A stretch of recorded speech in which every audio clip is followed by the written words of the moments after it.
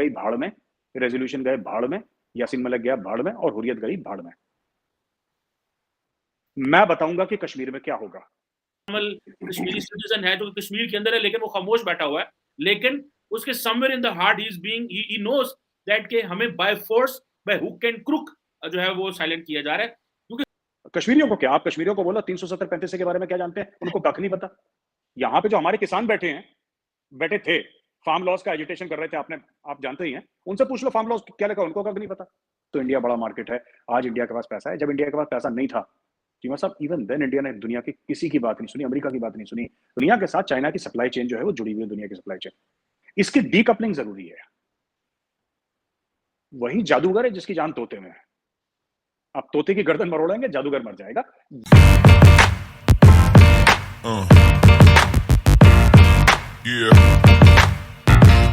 Kashmiri politicians, वो भी मैं सबकी बात नहीं कर रहा, some Kashmiri politicians are like cobras, ठीक है।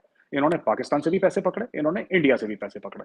अच्छा, ये जो बात थी चीमा साहब सॉफ्ट सेपरेटिज्म की, कि भाई जिस दिन यूनाइटेड नेशन सिक्योरिटी काउंसिल का रेजोल्यूशन इफेक्ट में आएगा, उस दिन they will have a sympathetic corner for India and they will tell the population कि you should vote for India and Kashmir will become part of India. Modi ji के आने से ये हुआ कि मोदी जी ने बोला यूएन गई भाड़ में, रेजोल्यूशन गए भाड़ में, यासीन मलिक गया भाड़ में और हुर्रियत गई भाड़ में।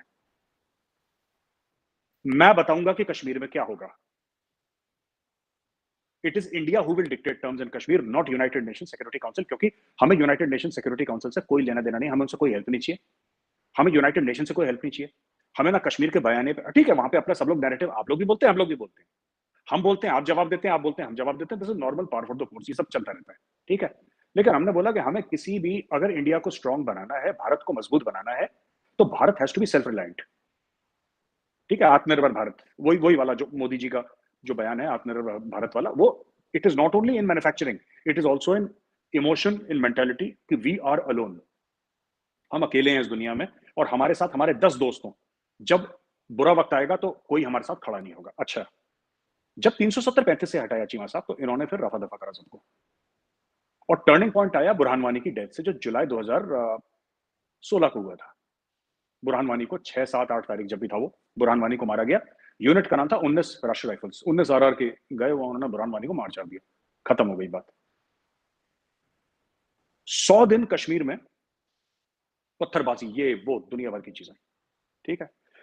जब ये पत्थरबाजी चल रही थी तो पाकिस्तान में ऐसा लोगों को लगा कि इंडियन गवर्नमेंट के ऊपर बहुत प्रेशर आया है, लेकिन प्रेशर तो था, इसमें कोई शक नहीं है, ये रीडिंग आपकी ठीक थी, लेकिन यहाँ पे लोग स्टडी भी कर रहे थे, और इंडियन गवर्नमेंट ने एक बार स्टडी कर दी कि 100 दिन का स्टैमिना है, इसके बाद का स्टैमिना नहीं है।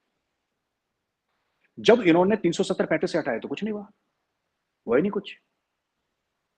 फिर इसको जब गिलानी की डेथ हुई, कुछ नहीं हुआ, और उसके बाद 370 हुआ, बुरहान का खात्मा हुआ, सबका खात्मा, धीरे धीरे धीरे धीरे धीरे धीरे now even the Chinese are investing in Kashmir, it is not कि अरब्स आ रहे हैं, हांगकांग से 3 बिजनेसमैन आए थे, they are investing billions of dollars in Kashmir, उनसे बात चल रही है। तो even the Chinese, who are supposed to be very close friends of Pakistan, they have decided to bless investment in Kashmir because they have understood कि इसका होने जाने वाला कुछ नहीं है। मैं चीमा साहब, आई अंडरस्टैंड कश्मीर, आप पाकिस्तानी हैं और कश्मीर आपके दिल के बहुत करीब है, मैं हिंदुस्तानी हूं, मेरे भी दिल के कश्मीर बहुत करीब है, लेकिन सच्चाई ये है कि इसका होने जाने वाला कुछ नहीं है। India will not allow it, और दुनिया में ऐसी बात नहीं है चीमा साहब, आज तो इंडिया बड़ा मार्केट है, आज इंडिया के पास पैसा है, जब इंडिया के पास पैसा नहीं था चीमा साहब, इवन देन इंडिया ने दुनिया की किसी की बात नहीं सुनी, अमेरिका की बात नहीं सुनी, रूस की बात नहीं सुनी, चीन की किसी की बात, ये हमारे यहाँ रिवाज ही नहीं है। आप आइए, चाय पीजिए, 2 बिस्किट खाइए, वापस जाइए, लेकिन अगर कोई ये बोले कि पॉलिसी नहीं बदलती, यहाँ पर मौत आ जाए पॉलिसी नहीं बदलती, पॉलिसी वही रहती है। और कांग्रेस के टाइम से बस देखिए कश्मीर की पॉलिसी, ये जो 1994 के पार्लियामेंट के रेजोल्यूशन है, आपको पता ही है 1994 इंडियन पार्लियामेंट का रेजोल्यूशन है कि गिलगित बाल्टिस्तान और पाकिस्तान ऑक्यूपाइड कश्मीर हमारा है, ये कांग्रेस के समय आया था। तो किसी के भी मन में यह गलत फहमी हो कि कांग्रेस कश्मीर को, वो ठीक है, उनका तरीका अलग है कि सबको मिला के बातचीत करो, आप आओ इधर, एक ग्रुप बनाओ जो मिलिटेंट से बात करेगा, ये सब। मोदी जी कहते हैं कोई बातचीत नहीं, खत्म करो मामला, रफा दफा करो, मठी पाओ, आगे बढ़ो। एटीट्यूड में चेंज है, लेकिन बेसिक सारी पॉलिटिकल पार्टीज का एक ही है कि कश्मीर पूरा का पूरा including Gilgit Baltistan as per the 1994 Indian parliament resolution Cheema sahab. तो ये स्टोरी है आज की। देखेंगे इसको कैसे सिंक कर पाएंगे, जो कि एक ऐसा नॉर्मल कश्मीरी सिटीजन है जो कश्मीर के अंदर है, लेकिन वो खामोश बैठा हुआ है, लेकिन उसके somewhere in the heart is being he knows that के हमें by force, by hook and crook जो है वो साइलेंट किया जा रहा है, क्योंकि हार्ट्स एंड माइंड्स वाली बात तो नहीं है, क्योंकि आपने कहा है कि मोदी जी ने कहा कि किसी की नहीं चलेगी, मैं फैसला करूंगा किस तरह चलेगी, और वो जो कांग्रेस स्टाइल था वो नहीं। सो डेमोक्रेसीज या गवर्नमेंट्स के लिए इस तरह नॉर्मली आगे आना थोड़ा मुश्किल होता है इस तरह के थॉट प्रोसेस के साथ। इसमें जरा एक जो सोसाइटियल आप क्या एज ए एनालिस्ट है, क्योंकि आप बहुत ज्यादा स्टडी करते हैं कश्मीर को, आप कैसे देखते हैं इसको? देखिए चीमा साहब, 2-3 चीज़ें हैं। कोई भी अगर ये सोचे कि कश्मीरी मुसलमान एक होमोजीनियस एंटिटी है, तो ऐसा नहीं है। क्या कश्मीर में आज की तारीख में अलहदगी पसंद लोग हैं? बिल्कुल हैं। क्या ऐसे लोग हैं जो कहते हैं कि इंडिया के साथ चलना है? मैं कश्मीरी मुस्लिम्स की बात कर रहा हूँ। इंडिया के साथ जाना है, ऐसे भी लोग हैं। Vast majority of the people in Kashmir जो टेलीविजन पे आते हैं, मैं उनकी बात कर रहा हूँ, जो एक एक थॉट लीडर्स हैं वहाँ के, या जो वहाँ के रहनुमा टाइप के हैं लोग, वो कहते कुछ हैं, करते कुछ हैं, ठीक है? इनके फाइनेंशियल इंटरेस्ट्स इंडियन स्टेट के साथ जुड़े हुए हैं। जैसे आपने यही चीज़ अमेरिका में देखी कि जो लोग अमेरिका को गाली देते हैं, उनके पास ग्रीन कार्ड भी है सर। वो कैबिनेट मिनिस्टर की पोजीशन पे भी हैं, उनके पास ग्रीन कार्ड भी है, उनके पास डुअल सिटीजनशिप भी है। वो अमेरिका को साजिशें भी बोल रहे हैं, सब कुछ कर रहे हैं, तो एवरीथिंग इज़ देयर, ठीक है? जैसे कि डॉक्टर शहबाज गिल हैं आपके, है ना जी? तो उनके पास ग्रीन कार्ड भी है, अमेरिका को गाली भी दे रहे हैं, सब एक साथ चल रहा है। वो बिरयानी की डेग भी चढ़ी है, कोरमा पाकर, सब अपने आप फर्स्ट क्लास मामला चल रहा है। इट इज़ सेम, कोई अलग चीज़ नहीं है, कश्मीर में भी है। देखिए, इंडियन स्टेट ने बड़ी गलतियाँ करी हैं कश्मीर में। पहली बात ये, मैं पब्लिकली आपके प्लेटफॉर्म पे बात बोल रहा हूँ, ये मैं हर प्लेटफॉर्म पे बोलता हूँ। तो इसमें झूठ बोलना कि नहीं जी हमने तो वहाँ पे दूध और शहद की नदियाँ बहा दी, और ऐसा नहीं है, ऐसा बिल्कुल भी नहीं है। लेकिन इसमें एक और चीज़ है कि after article 370 and 35 A, right, लोगों को धीरे-धीरे ये एहसास होने लगा है, देखिए इसको पूरा होने में हो सकता है 10-20 साल और लगें। क्योंकि you are very right Cheema sahab, जब आप ये कहते हैं कि 70-75 साल से हो रहा है, आप ओवरनाइट इसको टर्न अराउंड नहीं कर सकते।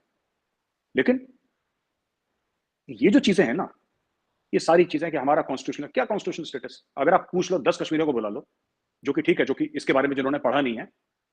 कश्मीरियों को क्या, आप कश्मीरियों को बोलो 370-35 के बारे में क्या जानते हैं? उनको कख नहीं पता। यहाँ पे जो हमारे किसान बैठे थे, फार्म लॉज का एजिटेशन कर रहे थे, आप जानते ही हैं। उनसे पूछ लो फार्म लॉज क्या लिखा, उनको कख नहीं पता। जो मुसलमानों से पूछ लो कि सीएए के खिलाफ जो बहस कर रहे थे या एहतजाज कर रहे थे, उन्होंने नहीं पढ़ा। आप हिंदुओं से पूछ लो, जो हिंदुओं के बारे में अगर कोई चीज थी, अगर कोई हिंदू प्रोटेस्ट, उनको कख उसके बारे में नहीं पता। तो ये सब देखिए सर, हवाई बातें हैं ये। क्या हुआ 370-35 से? हुआ क्या? हटा दिया, ठीक है, इट्स ओके, हटा दिया। देखिए, it was a temporary provision, कुछ साल के लिए प्रोविजन था, लिखा भी हुआ, it's you can go on internet and you can check it, original documents, temporary था। दूसरी चीज है, मैं आपको बताता हूँ चीमा साहब, कि आप रशिया की साइड ले रहे हैं, ऐसी बात नहीं। इंडिया ने कभी रशिया की side, Indian media is independent. Indian media जो अपनी तरफ से बोले, our media is not state controlled. हमारी मीडिया में कोई एडीजीपीआई या कोई इंफॉर्मेशन मिनिस्ट्री ये नहीं दाग सकती कि कल से तुम्हारा बयानिया ही होगा। यहाँ पे इतनी किसी की हिम्मत नहीं है। मीडिया इज इंडिपेंडेंट, ठीक है। हम ये कह सकते हैं कि मीडिया इररिस्पॉन्सिबल है, but it is irresponsible and independent. ये दोनों चीजें हैं साथ में, ठीक है। कई कई हमारे मीडिया के हिस्से रिस्पॉन्सिबल भी हैं। तो इंडिया ने इंडिया की साइड ली चीमा साहब, जैसे मैंने पहले भी आपको एक बार बताया था। इंडिया फायदा उठाएगा वेस्ट से, क्योंकि वेस्ट तो इंडिया से फायदा उठा रहा है। जो इन्फॉर्मेशन टेक्नोलॉजी है, अगर इंडिया ना हो तो इनकी बड़ी बड़ी कंपनियां कलैप्स कर जाएं। इनको पता है ये। This is the power of Indian education. और मेरा सबसे ज्यादा अगर बड़ा कोई सलाम है चीमा साहब, मैं इंडिया के मिडिल क्लास पेरेंट्स को सैल्यूट करता हूँ चीमा साहब, जो अपना एक रोटी कम खाते हैं, लेकिन अपने बच्चे को लोन लेके बैंक से आईआईटी भेजते हैं पढ़ने के लिए, और वो देश का नाम रोशन करता है।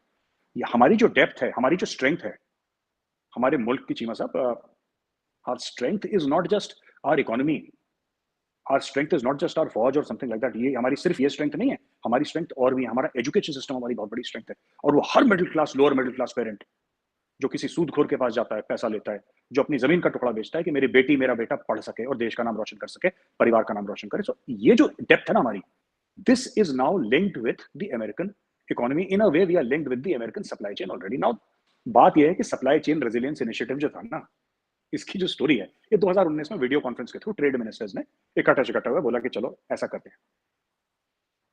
बात ये चीमा साहब कि जब हम बात करते हैं सप्लाई चेन की और मोदी जी का, हम लोग ये समझते हैं चीमा साहब, we understand this as Indians very well, that जितनी भी बढ़के चाइना हमारे, China is not a military super power.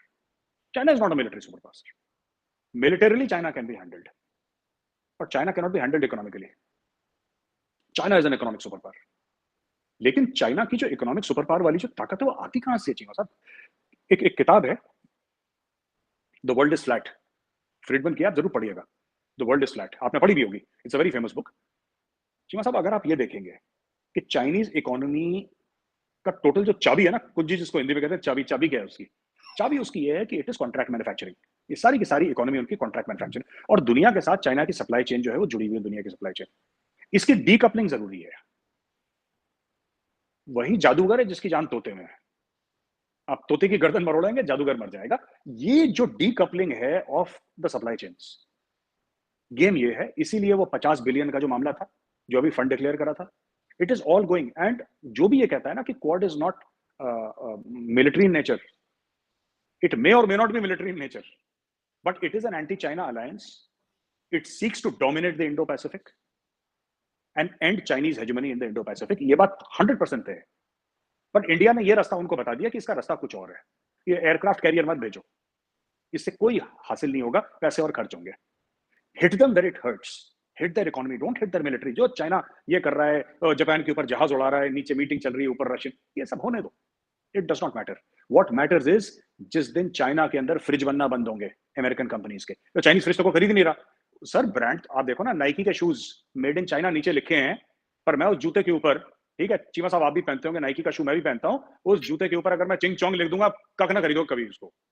आप हाथ नहीं लगाओगे। आप हाथ इसलिए लगाते हो क्योंकि 20,000 का जूता, उसके ऊपर नाइकी का स्विच बना हुआ है। That is why you spend 20-25,000 rupees to buy it, because it is a global brand. वही क्वालिटी वो चाइनीज ही बना रहा है जूता, उसके ऊपर आप कोई चाइनीज कंपनी का नाम लिख दो, you will not touch it, आप नहीं छुओगे उसको। तो बात तो यही है ना, बात तो यही है। The brands are American. Now how to get those brands to India, how to capture the semiconductor market and each and everything, कपड़े से लेकर इलेक्ट्रॉनिक आइटम से लेकर हर चीज लेकर, how do you get it to India and how do you get it to these countries. ये जब चाइना को हर्ट करेगा, फिर ये चाइना की एडवेंचरिज्म और ये गलवान पे हम जरा डोले शोले दिखाएं और ये जहाज उड़ा, ये सब खत्म हो जाएगा। Everything is linked to money.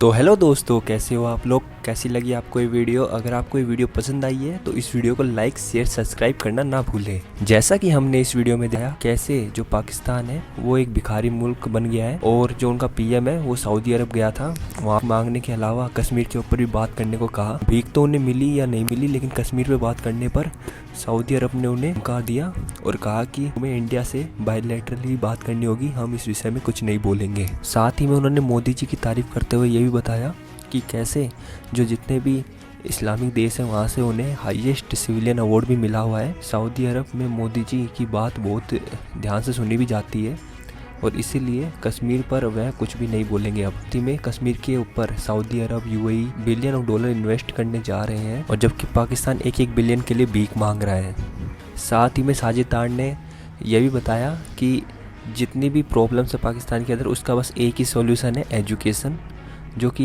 India से हमें कॉपी करनी चाहिए। ये आज एजुकेशन के बल पर ही आईटी के अंदर लीड कर रहा है, और वो एआई के अंदर सुपर पावर बनने की राह पे चल पड़ा है। जबकि पाकिस्तान के अंदर जो अमीर